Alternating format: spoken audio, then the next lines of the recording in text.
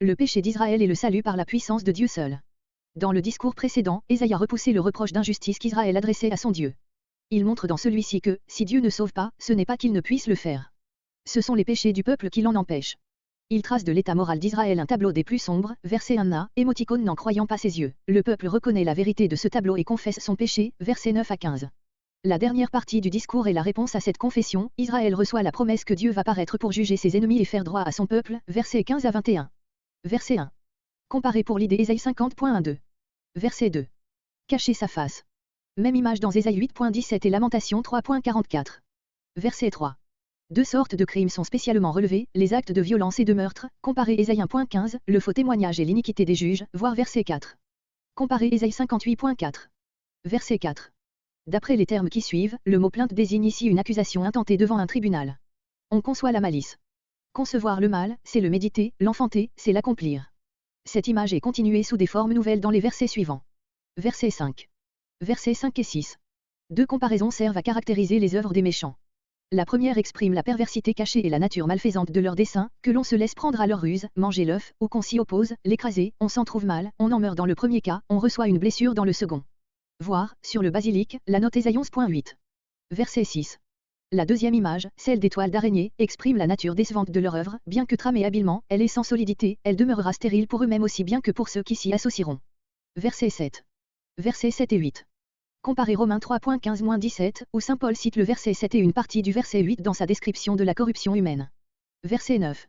Le droit, la justice, qu'Israël attend en vain, c'est la manifestation de la fidélité de Dieu dans le châtiment des oppresseurs et la délivrance de son peuple. Lumière, obscurité, pour désigner le salut et le châtiment, voir Ésaïe 8.22 à 9.1. Verset 10. En plein midi n'est pas en contradiction avec dans les ténèbres, verset 9. L'image est seulement autre, au verset 9, des gens égarés dans les ténèbres, au verset 10, des aveugles trébuchant en plein jour. L'application est la même dans les deux cas, Israël cherche avec angoisse la délivrance et ne la trouve pas. Au milieu de l'abondance, au sein de l'abondance dont jouissent les païens parmi lesquels ils habitent, ils sont défaillants, parce que le salut leur est refusé. Comparez Zacharie 1.15, les nations à leur aise. Verset 11. Le grondement des ours et le gémissement des colombes, image de l'impatience et de la tristesse.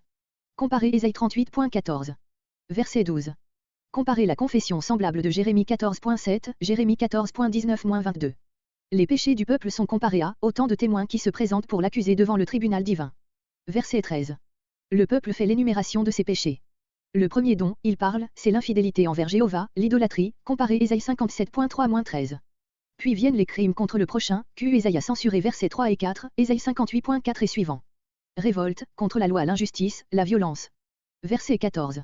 La vérité et la droiture sont personnifiées, elles ne peuvent pénétrer dans la place publique, où se rend la justice, parce que ni peuple ni juge n'en veulent, ou, si elles s'y présentent, elles sont victimes des pièges qu'on leur tend, comparé sur les juges iniques Ésaïe 1.23, Ésaïe 5.23.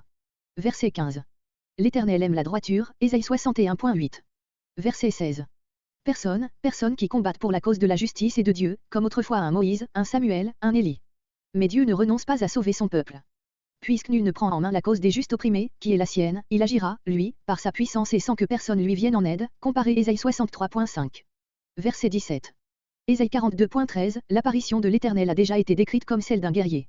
Il s'avance en vainqueur la tête levée, en héros qui n'a rien à craindre de ses ennemis. Les différentes parties de l'armure représentent les diverses manifestations de sa sainteté. Toute la description est au passé, parce que le dessein de juger est arrêté dans la pensée de Dieu, l'exécution seule est à venir, il est prêt à paraître. Il n'a pas d'arme offensive, son bras tout-puissant lui suffit pour triompher. Sa jalousie, son ardeur pour son peuple et contre ses ennemis. Comparez l'emploi que fait des mêmes images saint Paul parlant du chrétien Éphésiens 6.14-17, 1 Thessaloniciens 5.8. Verset 18. Le prophète ne parle que du jugement des païens. Israël infidèle se trouve ici confondu avec eux. Verset 19. L'Éternel, paraissant pour juger, est comparé à un fleuve resserré dont le souffle de Jéhovah, l'ouragan, précipite le cours. Il faut se représenter un fleuve qui, grossi par l'orage et poussé par un vent furieux, se ferait un passage par-dessus les rives étroites qui l'enserrent. Voyez une image pareille Ézéchiel 43.2 et l'apparition de Dieu décrite comme un orage Ésaïe 30.27 et suivant.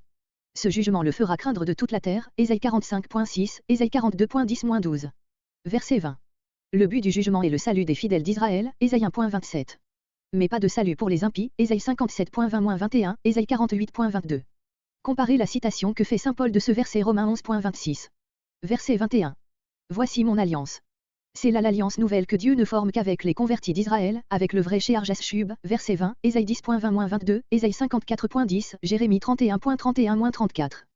Cet Israël recevra l'Esprit, Ésaïe 44.3, il sera enseigné de Dieu, Ésaïe 54.13, et une fois en possession de cet enseignement intérieur, il sera auprès des nations l'apôtre de la révélation divine. Israël, sauvé par l'œuvre du serviteur de l'Éternel, devient un peuple de serviteurs semblables à lui. Il accomplit ainsi le dessein de Dieu pour le salut du monde, Ésaïe 51.16. Son témoignage ne cesse jamais, il y a toujours un reste fidèle, l'alliance divine est donc éternelle.